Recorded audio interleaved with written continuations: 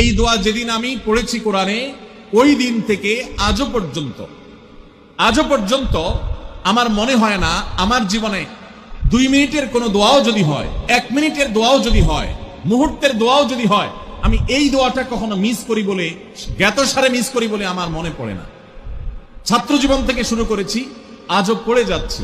আলহামদুলিল্লাহ, আল্লাহর কাছে শুকরিয়া আদায় করে আপনাদেরকে বলতে পারি, এই দোয়ার সুফল আমি নিজের চোখে দেখেছি, আমি নিজে ভোগ করছি।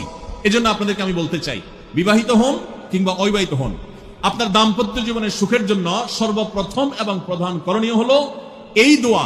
এর বাইরে আরো সাধারণভাবে আল্লাহ তাআলার কাছে দোয়া করতে থাকা, যেন আল্লাহ তাআলা আপনাকে এমন একজন জীবন সঙ্গী দেন।